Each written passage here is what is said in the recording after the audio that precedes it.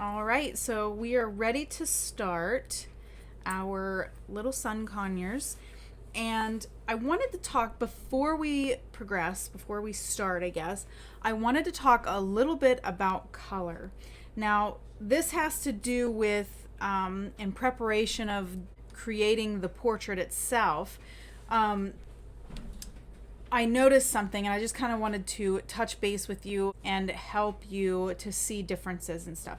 So, first of all, I want to say, like, I printed out, let's see, I printed out a picture. This is the picture now. This is the 8.5 by 11. And of course, I have my conure picture that I traced, and it is 11 by 14. It might actually be 11 or 14 by 17. It's a bit bigger, we'll just say that. And the thing that I notice, which I notice in every portrait that I do, when I print off a piece when I print off the picture itself to hang in front of me for color, there are some differences between screens and actual printed paper. Now, this could be a difference in the settings inside of your phone, your tablet, whatever you're printing it from. So print is good with CMYK color, and the screen is RGB. So let's just look at the differences real quick.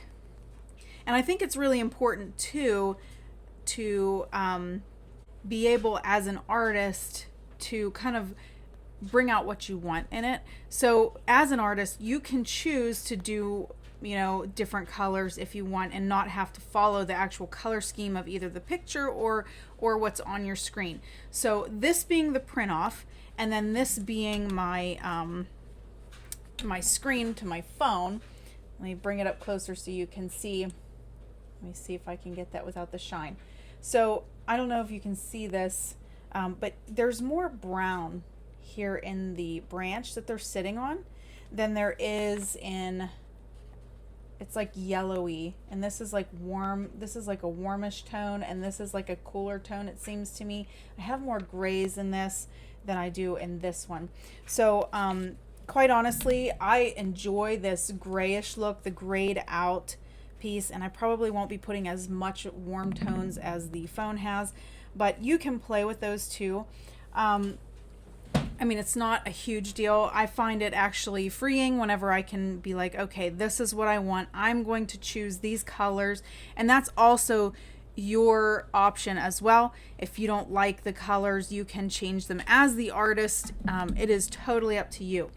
Another thing I wanted to talk about was, how do I get this small picture to be blown up to this larger picture? See how much bigger those are, the birds are. So what I do is I take the original, which you have. I take the original into what's a program called Procreate. Now you can do this also with like Photoshop or any other kind of editing software. But what I do is I make whatever size my final portrait is going to be. So I make this 11 by 17 or 14 by 17 canvas, okay? And then I import my picture in, all right? Then I blow it up to the size that I want it to be, okay? And I'll show this with my other, I have a second printout, so I'll show you with that one because it kind of shows where the cuts are. So I blow it up, the original picture. You see how big it is? And what I do is I will cut it down the middle inside of the program, and I will make 8.5 by 11 canvas, and I will cut it in half. Okay, so this fits perfectly. Okay, I'll make a line down so that I know where the midline is, and then whenever I go to cut it out, or when I go to print it, I use it as the 8.5 by 11 on both sides. Okay, and then that midline that I made to show my middle point is there, so I know that I'm not overstepping or understepping in either direction. So then I will print both of those off, and then I just simply tape it together.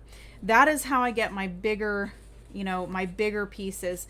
And to be honest, like, you can do this with just about any printer, and I don't have a large printer that can print this size, so this is really helpful. Now you could probably do the same if you wanted an even bigger portrait. So say you wanted these two and then adding another two at the base to make it like a big square, you could do the same thing. You just have to cut your original piece into like 4s, and then each of those blocks would be 8.5 by 11, and then you would tape them, cut them and tape them together.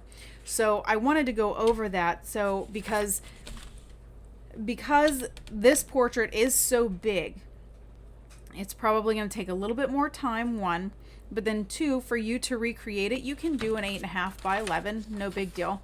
You can do it to that spec. I did want to get it a little bit bigger because we have some of these finer details that are inside of the feathers, and I wanted to showcase those a little bit more. One thing that's going to be interesting with this portrait in particular is that even though it's a good photo and I got it off of Pixabay, we have some areas that are smoother, and I think it's going to really bring out even more detail, which sounds weird, but you have a lot of color changes and differences in this whole portrait. We're not doing the background. Now if you wanted to do the background, you can, but I wanted to leave it white and just kind of showcase the 5 birds. Okay, and this poor little bird got left out, and that's okay too. But anyway, now you can also choose to follow along with me with my colors. I will be using luminance, some polychromos, and some Pablos. I used them the last time in the bighorn sheep, and it just turned out so wonderful, so I wanted to do it again. I love all the different colors and how they're mixing.